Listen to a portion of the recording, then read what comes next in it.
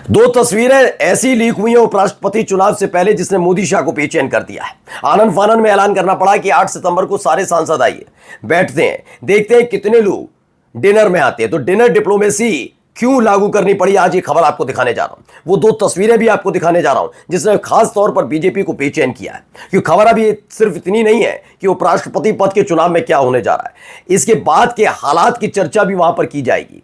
यह देखा जा रहा है कि क्या वाकई सरकार पर संकट मंडरा रहा है, क्या वाकई इनके अपने साथी बागी होने जा रहे हैं और पहला कच्चा इन उपराष्ट्रपति पद के चुनाव में मिलेगा। एक एक तस्वीर, एक एक खबर आपको दिखाऊंगा, क्योंकि 8 सितंबर को इस बैठक का सिर्फ मायने उपराष्ट्रपति पद का चुनाव नहीं है, इसके बाद अपनी साख अपनी कुर्सी बचाने की कवायद भी है, क्योंकि बगावत के संकेत दो बड़े साथियों ने दे दिए। नमस्कार, मैं हूं प्रज्वल गौतम और आज आपको उपराष्ट्रपति चुनाव से पहले मोदी शाह की ताजा बेचैनी की एक एक तस्वीर आपको दिखाने जा रहा हूं। सबसे पहले ये खबर मैंने आपको दिखाई थी, केपी मल्लिक ने लिखा है इसमें, क्या वाकई चंद्रबाबू नायडू ने फंसा दिया है। ये तमाम चीजें जो हमने एक दिन पहले आपको दिखाई, जिसमें इस बात का जिक्र है कि 8 सितंबर को नरेंद्र मोदी साहब ने एक एनडीए के सांसदों की मीटिंग बुलाई। मीटिंग है वो डिनर डिप्लोमेसी है, वो देखना चाहते हैं कि कितने सांसद आए, काउंटिंग होगी कि सारे आ रहे नहीं आ रहे, गच्चा देगा तो नहीं भाग रहे।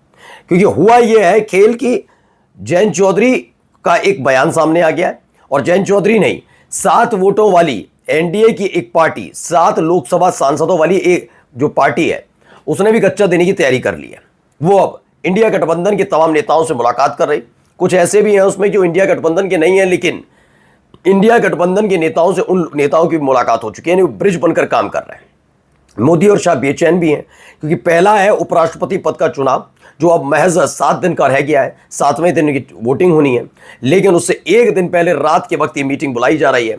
मीटिंग बुलाने का 8 तारीख क्यों तय की गई वो भी बताऊंगा, लेकिन उससे पहले जरा इस तस्वीर को गौर से देखिएगा।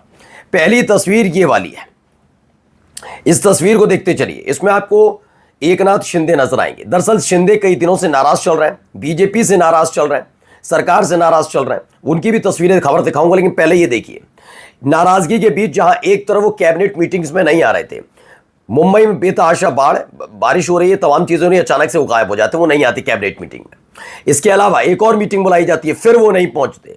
स्वतंत्रता दिवस यानी 15 अगस्त को वहां पर वो मुंबई में मौजूद नहीं रहते। ये तमाम चीजें होती हैं और इन सब के बीच उनको खोजा जाता है तो मिलते कहां पर, वो यहां पर है गणपति बप्पा के सामने। वो सिर झुकाकर खड़े हैं, हाथ जोड़कर खड़े हैं, लेकिन यहां से विचलन पैदा नहीं हुआ, यहां से बेचैनी पैदा नहीं हुई, बल्कि बेचैनी इसकी अगली तस्वीर से हुई। अगली तस्वीर देखिए।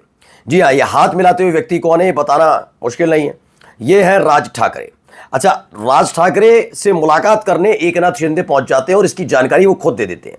वो बता देते हैं कि मुझसे अब ज्यादा उम्मीद मत रखिएगा, क्योंकि जिस तरीके से मेरी पार्टी टूट रही है, मेरी पार्टी के टूटे हुए सदस्य अगर उद्धव ठाकरे की पार्टी में जाते तो मैं समझता, एनसीपी में कांग्रेस में चले जाते मैं समझता, लेकिन अगर वो बीजेपी ज्वाइन कर रहे हैं, यानी भारतीय जनता पार्टी मेरी पार्टी को खोखली कर रही है। अब खबर क्या निकल कर आई, एकनाथ शिंदे और राज ठाकरे मुलाकात करने पर खुद एकनाथ शिंदे पहुंचे राज ठाकरे के घर पर। देखिए ये मुलाकात एकनाथ शिंदे और राज ठाकरे की, कई और तस्वीरें एक साथ की, इसमें बैठकर बातचीत की भी तस्वीर है। वो बात अलग है कि उसके बाद जब फोटो सेशन हो गया तो अलग अकेले में उन्होंने बात की है और इसकी जानकारी खुद एकनाथ शिंदे ने दी।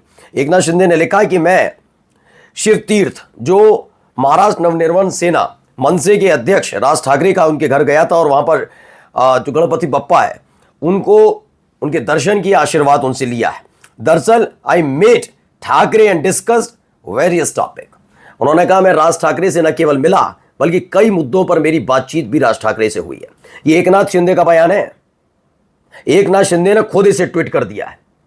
अब आप सोचिए कि आपका अपना कोई करीबी आपके पास नहीं आ रहा, आपके कार्यक्रमों में नहीं आ रहा, लेकिन आपके विरोधियों से मिलने पहुंच जाता है तपाक से, तो क्या समझेंगे? यही ना कि अब खेल होने जा रहा है, तो बिल्कुल। अच्छा, इनके मायने क्या है एकनाथ शिंदे के, वो भी आपको समझाऊंगा, लेकिन उससे पहले जरा ये देखिए, ये तस्वीर भी महत्वपूर्ण है। थोड़े दिन पहले एक लंबा संघर्ष, आपको मालूम होगा, बाला साहब ठाकरे के निधन के बाद राज ठाकरे और उद्धव ठाकरे अलग हो गए थे। राज ठाकरे ने अपनी एक अलग पार्टी बना ली थी मन से, और लगातार उद्धव ठाकरे पर हमला कर रहे थे। उद्धव ठाकरे भी वैसे ही पलटवार करते थे, तो ठाकरे वर्सेस ठाकरे हो रहा था। ये लंबे बरस के बाद एक साथ दोनों भाई नजर आते हैं। जब ये दोनों भाई नजर आते हैं तो महाराष्ट्र की राजनीति बदल जाती है। बेचैनी सबसे ज्यादा उन लोगों को होती है जो दूसरों का परिवार और पार्टियां तोड़ तोड़ कर सरकारें बनाते रहे। जी हाँ, मैं जिसका जिक्र कर रहा हूं बिल्कुल जहन में आपके सही जवाब है। अब ये तस्वीर जब से आई है तब से लगातार ये बताने की कोशिश की जा रही है दोनों ठाकरे भाई एक साथ नहीं आने चाहिए। लेकिन जब राज ठाकरे और उद्धव ठाकरे मिलते हैं और उसके फौरन बाद सबसे बड़ी मुलाकात पहली किसी से होती है तो वो हो जाती है एकनाथ शिंदे से। एकनाथ शिंदे जिन्होंने बगावत की, शिवसेना तोड़ी, किसके कहने पर तोड़ी किसी को छिपा हुआ नहीं है। वो अपने विधायक लेकर किस पार्टी के शासित राज्य में रुके थे किसी से छिपा नहीं है। जी हाँ, बीजेपी उस समय मना कर रही थी कि नहीं मेरा कोई लेना देना नहीं, हम तो सरकार भी नहीं बनाएंगे, और जैसी सब कुछ हो गया तुरंत सरकार बना ली। इतने तो बेगैरत हैं, झूठ बोलते हैं लगातार। खैर, अब ये दोनों भाई साथ आए। खबर यह है कि एकनाथ शिंदे भी फिर से शिवसेना में वापस लौटने जा रहे हैं और एक साथ सब नजर आएंगे। एकनाथ शिंदे और राज ठाकरे की मुलाकात यही बता रही है। लेकिन खेल क्या है कि उपराष्ट्रपति पद से पहले एकनाथ शिंदे का राज ठाकरे से मिलना बीजेपी के लिए खतरे की घंटी है, क्योंकि 427 जिन वोटों का मैं जिक्र करता हूं जो एनडीए के पाले में तो है लेकिन है नहीं उनके, उनमें से 7 वोट अकेले एकनाथ शिंदे के, 7 लोकसभा सांसद हैं इनके, यानी 7 वोट इधर से खिसक के इंडिया ब्लॉक में जा रहे हैं। क्यों? क्योंकि इससे पहले ये खबरें भी आई थी। खबर देखिए, महायुति में सब ठीक, बारिश संकट पर फडणवीस की हाई लेवल मीटिंग, फिर नदा रद्द रहे एकनाथ शिंदे, लगा कि अगली बार में आ जाएंगे। सामना ने खबर छाप दी, महायुति में चल रही है महागड़बड़, सीएम की कैबिनेट मीटिंग से फिर शिंदे गायब, स्वतंत्रता दिवस को भी थे राज्य से बाहर, यह खबर निकल कर आ गई। यानी 15 अगस्त के मौके पर भी वो अपनी सरकार के साथ खड़े नजर नहीं आ रहे थे। और इसी ने इतना बेचैन किया है कि अगर ऐसे करके वोट कटते रहेंगे तो कैसे सीपी राधाकृष्णन को उपराष्ट्रपति बनाया जाएगा, और अगर वो उपराष्ट्रपति नहीं बन पाए तो ये मोदी और शाह की सबसे बड़ी हार के तौर पर देखा जाएगा। नैतिकता के आधार पर मोदी और शाह दोनों में से किसी एक को कुर्सी छोड़नी होगी। ये तमाम चीजें, अच्छा यही अकेले हैं तो बात अलग है। देखिए, एक झटके में 2 वोट और इनके यहां से चले गए। पहले बयान सुनिए। नजर है मुजफ्फरनगर के खेत खलियान पे नजर है, यहाँ के किसानी करने वाले, मजदूरी करने वाले, हमारे मेहनत कश किसान और मजदूर पे नजर है। और यही लोकदल का एजेंडा है, यही लोकदल का मतदाता, ये लोकदल का वोटर। इशारा कर दिया, इससे ज्यादा मेरी बंदिश है, मैं नहीं कह सकता। मैं जो कुछ हूँ आपके लिए हूँ, सीधी 2 टूक बात कह रहा हूँ। जब आप कह दोगे जैसा आपको लगेगा वैसा ही निर्णय लेता आया हूं, वैसा ही निर्णय लूंगा। धन्यवाद। ये जयंत चौधरी हैं। जयंत चौधरी समझ ही रहे हैं, जयंत चौधरी पर प्रेशर बहुत ज्यादा है। किसान पहले से ही नाराज हैं क्योंकि बीजेपी के साथ चले गए।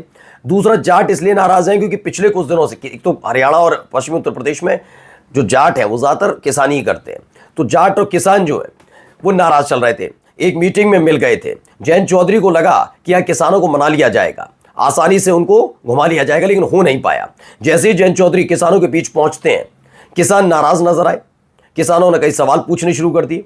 इसमें यूरिया का सवाल जैसे ही पूछा तो उन्होंने कहा मेरी कई बंदिशें हैं, और बंदिशों का जिक्र करके उन्होंने कहा कि जो कुछ हूं मैं आपकी वजह से हूं। दरअसल ये बयान ऐसे वक्त में दिया जब वहीं मौजूद जयंत चौधरी के समर्थकों ने जयंत चौधरी जिंदाबाद के नारे लगाए, लेकिन 3-4 लोगों को छोड़ दिया जाए तो एक भी किसान ने या जो भी वहां मौजूद थे उन्होंने नारेबाजी नहीं की, जिंदाबाद के नारे नहीं लगाए। जयंत चौधरी समझ गए खेल हो जाएगा। 1.5 साल बाद उत्तर प्रदेश में विधानसभा का चुनाव है। अभी से यह बताना होगा कि वो किसान और जाटों के कितने हितैषी है। इसलिए जाते जाते कह गए कि मैं तो 2 टूक कहता हूं कि मैं आप ही की वजह से हूं, जो आप कह दोगे वैसा निर्णय हो जाएगा। ये उन्होंने कहा, जो कह दोगे वैसा निर्णय हो जाएगा। यानी कुल मिलाकर आप समझ लीजिएगा 9 वोट का घाटा होने जा रहा है। 9 वोट और 10 वोट समझिए, खुद जयंत चौधरी भी राज्यसभा सांसद है। 10 वोट हाथ से निकल चुके हैं। हालत बहुत खस्ता चल रही है और इसीलिए 8 तारीख को एक बड़ी बैठक बुलाई गई है। बेचैनी बहुत है। नमस्कार।